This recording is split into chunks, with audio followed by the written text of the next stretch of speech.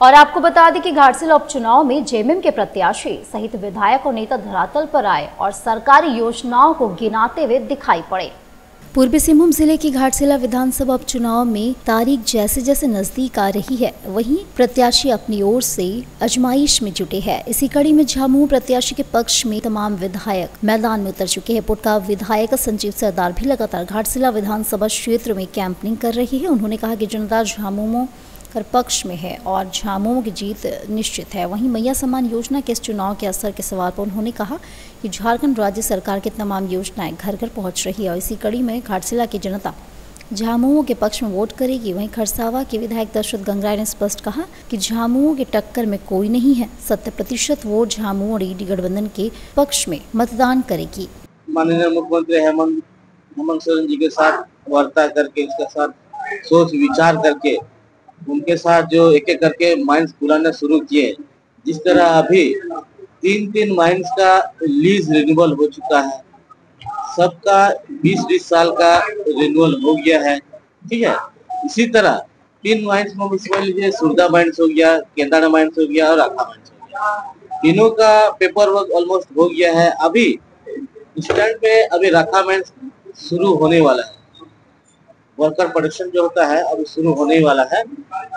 Lump sum जैसे अनुमान लगा जा रहा है, जिसे सुनने में आ रहा है कि कम से कम एक माइंस में कम से कम 5000 कर्मचारी का नियुक्त किया जा सकता है, वर्कर का वहाँ काम कर सकते हैं।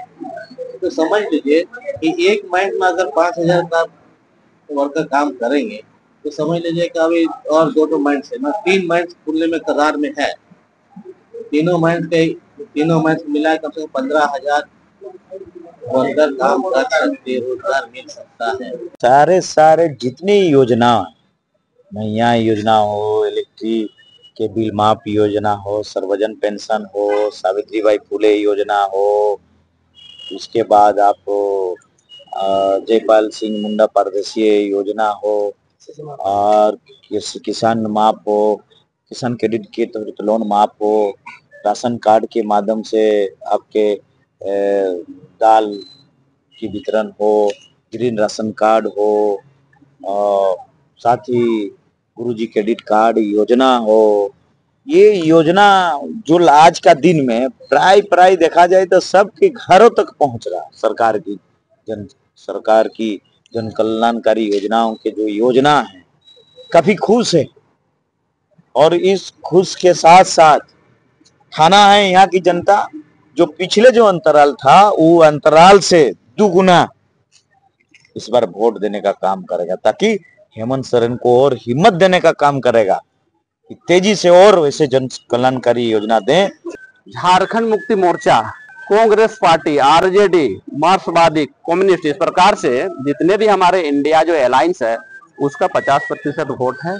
बाकी जो 50% वोट बची है, अब उसी को कलेक्शन करने के लिए इंडिया गठबंधन के तहत झारखंड मुक्ति मोर्चा से, कांग्रेस पार्टी से, आरजेडी से, मार्क्सवादी पार्टी से अलग अलग हम लोग को दायित्व दिया गया है।